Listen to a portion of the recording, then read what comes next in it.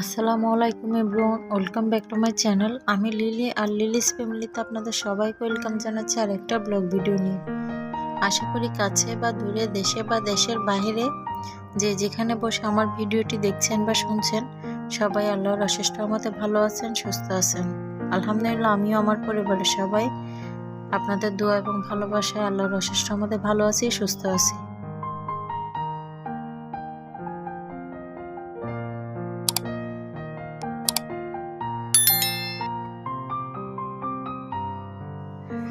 আজকে আমি সকাল সকাল উঠে কিছু তেলাপিয়া মাছ ভুনা করে রাখছি, আর তারপরে গিয়ে এই যে কিছু বেগুন দিয়ে মাছ দিয়ে রান্না করে রাখছি।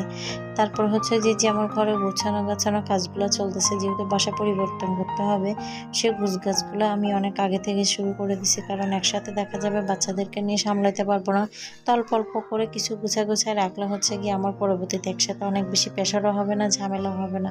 তো সেই জন্য অল্প অল্প করে প্যাকেট করে রেখে দিচ্ছি। আর এই যে বক্সগুলো দেখতেছেন, মানে কার্টনগুলো দেখতেছেন আপনারা, এই কার্টনগুলোতে যে আমার রান্নাঘরে যত সিরামিকের জিনিস ছিল, মানে চার কাপ থেকে শুরু করে ডিনার সেট থেকে শুরু করে সব কিছু, এগুলো আমি পুরন কাপড় একটা ভাঁজে করে দিয়ে তারপর এই সিরামিকের জিনিসগুলো বক্স করছি। বাকি জিনিসগুলো এই যে রান্নাঘরের যত ডেকসি হাঁড়ি পাতিল থাকে, গ্লাস মাগ প্লেট, এগুলো গিয়ে যেগুলো মানে আপাতত 2-4 দিন লাগবে না, ওভাবে আমি আগে ভাগে প্যাকেট করে নিয়েছি। শুধু ইউজের জন্য কয়েকটা প্লেট আর বাটি মগ এগুলো রেখেই বাকিগুলো আমি সব বক্সিং করে ফেলছি। আর এটা পরের দিন সকালে কি আমি কিছু চিকেন ভিজাই নিয়েছি আগে রান্না করার জন্য। এগুলো অফ ক্যামেরাতে আমি কুটে ধুয়ে পরিষ্কার করে কষা দিয়েছি। আর কষানোর পর কি কিছু চনার ডাল দিয়ে এগুলো কষায় রান্না করে নিব, কারণ আজকেও আমার অনেক কাজ আছে, গোছানো অনেক কাজ এখনো বাকি।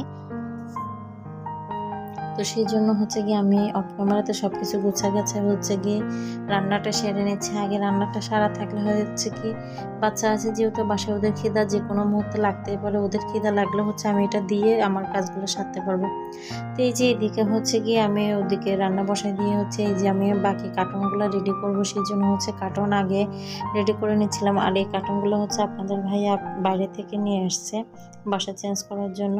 তো এগুলো গিয়ে আমি এই যে কি গাম টেপ, কস্টেপ, যেটাই বলেন, এগুলা দিয়ে আগে প্যাকেট করে নিচ্ছি, কারণ এটা আপনাদের ভাই আমাকে দেখাই দিয়ে গেছিলো যে কিভাবে এটাকে রেডি করে তারপর এটার ভিতরে জিনিস রাখতে হবে। তো আমি গিয়ে যেহেতু আপনাদের ভাইয়া সারাদিন অফিস করে আসবে, তারপর রাতে এসে গোছগাছ করতে গেলে ওনারা হয়তো বা অনেক প্রেশার পড়বে বা অনেক কষ্ট হয়ে যাবে, সেই জন্য গিয়ে আমি দিনের বেলা যতটা পারি বা যতটুকু পারি ওনাকে হেল্প করে দিচ্ছি বা এগুলা জিনিসগুলো গোছায় নিচ্ছি।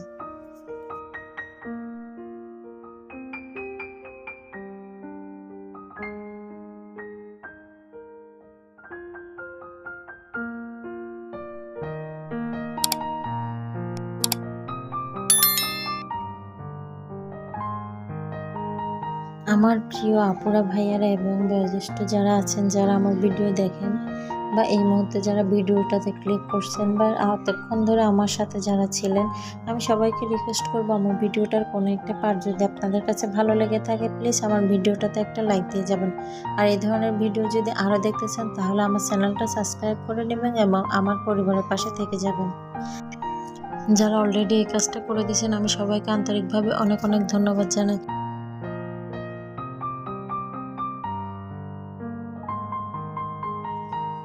তো এই কার্টনগুলো গিয়ে নিচের দিকে এই যে কস্টেপ লাগানোর পরে গিয়ে আমি আমার আলমারিতে যত জিনিস আছে বা আমি যেগুলো এই বক্সে করে নিব, সেগুলো গিয়ে এক একটা করে লেয়ারে রেখে গিয়ে তারপর আমি এইটা প্যাকিংটা করে নিয়েছিলাম।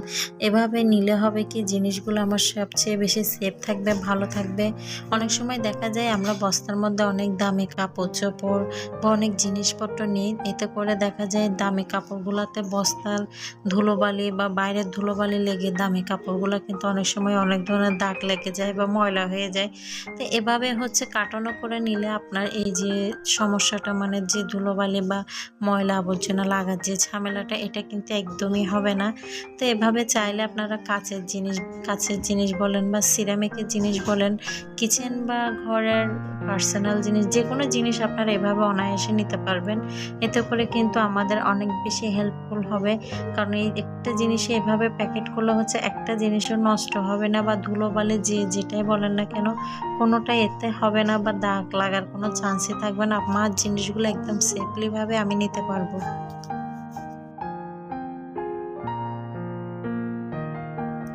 আমি যখন 5 বছর আগে এই বাসাটায় আসছিলাম তখনও কিন্তু এই সেম পদ্ধতিতে আমার বাসার যত জিনিসপত্র ছিল ওগুলো হচ্ছে গুছাই নিয়েছিলাম, আর আমার জিনিসগুলো সেফলি ছিল। তো ওই বার থেকে হচ্ছে কি আমি বাসা পাল্টালে এই পদ্ধতিটা ইউজ করি।